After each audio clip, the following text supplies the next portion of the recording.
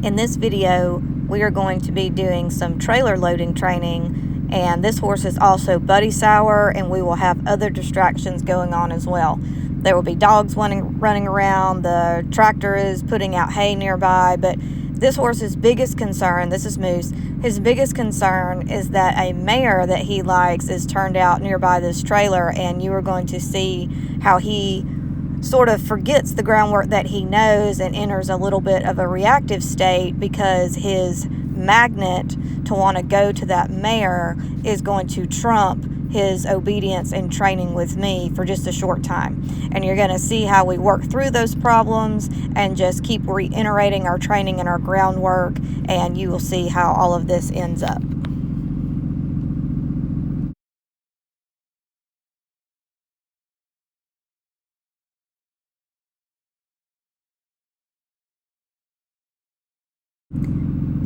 Beginning this session, I'm going to back him away from the video camera, and then I am going to yield 4/4 to turn him to walk over to the whip. And it's important here that every time I am interacting with the horse, I try to do a movement. So that's a good way to add in extra practice. Don't just lead them, do a couple of movements to get here. So now what I want to do is start lunging for respect. I'm going to point, cluck, and then spank the ground with the whip, and he's not moving. So I'm going to do it again. I'm going to spank the ground harder with the whip. So I'm not hitting him with the whip, I'm hitting the ground and pointing in the air. Now the direction that his butt is going is where that mare is over there, and he's trying to drag me forward. It's important, he's trying to drag me backwards. It's important to note here that this horse has been in training almost 3 weeks now. He knows how to lunge. He knows what these cues are. But when I add in his nemesis, which is the buddy sourness to this mare, this is where the training can fall apart. So I've set this up on purpose this way so that we can get better in our training, and we want to be obedient in all situations. You know, there's a lot of times that we need to be loading horses, and it's not an ideal time, right? So no matter what is going on or what is happening, the horses need to be focused on us, learning, and doing what we ask. So there I'm asking him to come forward off the halter. He's saying, no, I want to go backwards. I continue to point, cluck, spank the ground. The moment that he comes forward, I release pressure. That means I stop pulling with my hand, I stop using the whip on the ground, or the stick and string on the ground, and I say, good boy. Horses learn from the release of pressure, not the pressure itself. So again, timing is important. The minute that he comes forward or over or wherever from the motion you've asked, it is important to release pressure.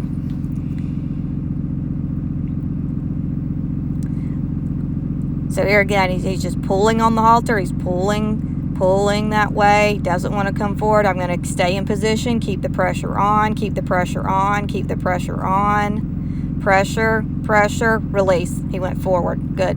All we're trying to do here is lunge. The minute, if I can be super fast with my timing, they learn even faster. So here, I'm just going to speed this up here a little bit because it would literally take forever. So all we're trying to do here, we want to lunge for respect, change directions when I ask, and not do any of this dragging me over to the mare business. So now we've been lunging for a few minutes, so I'm going to offer him the trailer. I'm going to show him this is where the rest is.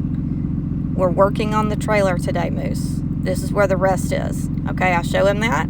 We go back to work. I'm going to lunge some more. Doing a little bit better right now, but he's going to test me again.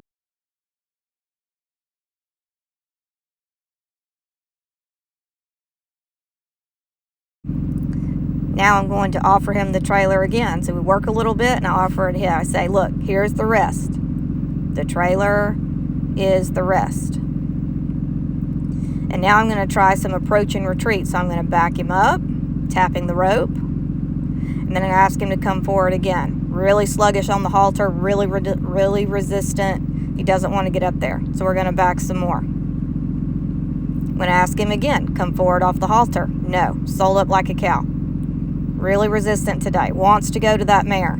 So now we're going to do a lot of backing. Back, back, back, back, back. And here, This is where he wants to be, so that's great. That's fine with me. We'll work where he wants to be. This is work. We work away from the trailer, and we're going to rest near the trailer or in the trailer. So the more that he drags me towards whatever it is he wants to go to, that's fine. He can drag me over there, but once we get to that area, he's got to canter and get all sweaty. Still resistant, doesn't want to come forward off the halter. So we did that for about 10 minutes right there. Now I've worked him back up to the trailer so I can start offering him that rest again. He's a little unsure about the ramp, but we're about to be getting a lot closer to it. So see, now he's stepping on the ramp some, he's jumping over the ramp some, he's remembering, hey, when I got close to that trailer before, Katie let me stop. So he's eagerly now trying to get very close to the trailer. He's trying to figure out, okay, I think I've figured out going towards that mare is not the answer, but over here it was better. She showed me that. She showed me that it was better. So what do I need to do to get to that better spot again? And again, I sped that up there just for time purposes. But now you can see him in normal speed, going to take some really good steps over the ramp, getting very comfortable with the trailer, understanding that this is where we want to be. The work is easier here. I'm mostly going to let him just trot. My energy's lower. There's much less pressure here. Isn't this a great place to be?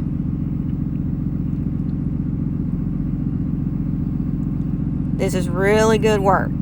So now he's much more focused on me than wanting to drag and be resistant and get over to that mare. And you can even see he's much softer on the halter. I'm not having to pull as much because he's not pulling on me. He's not dragging me. And in just a second, we're going to have another offer.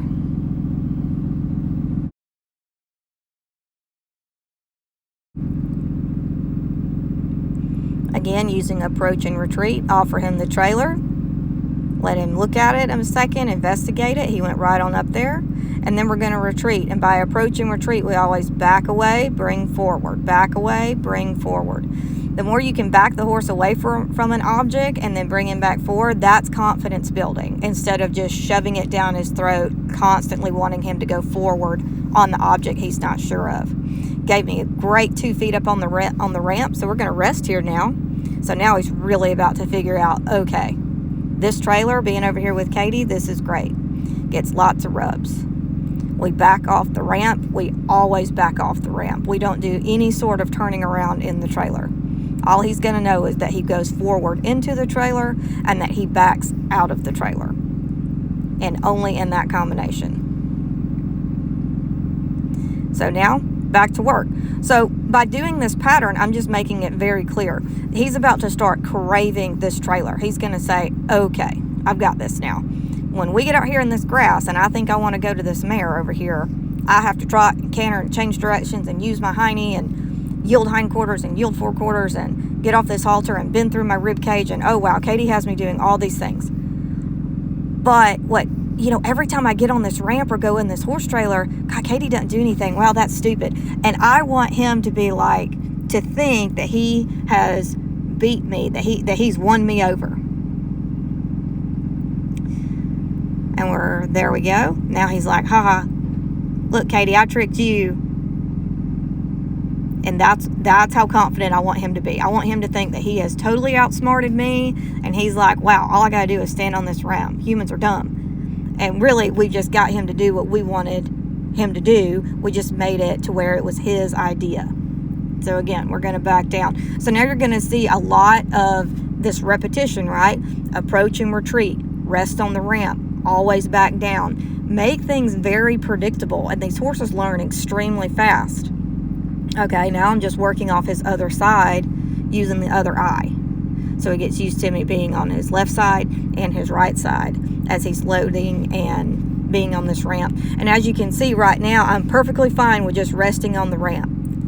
I would ruin the confidence, ruin the training if I just had to shove him on the trailer the very first time. Trust me, he's about to want to get in that trailer and not come out.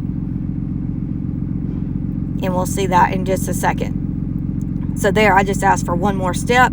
He jumped on in. He's like, oh, wow, yay, this is awesome. When I'm in here, there's no circles. I'm not having to work. going to back out. And like I said before, we just repeat the process. He's going to understand outside of the trailer, I have to work. How hard I work out there is totally dependent on me. Apparently, if I pull on this halter and try to run backwards to go to the horse, I have to work harder. And see, now the sessions are getting shorter. We did just a few circles that time. I offered him the trailer. He ran right up in there. And he's not trying to turn around and come out.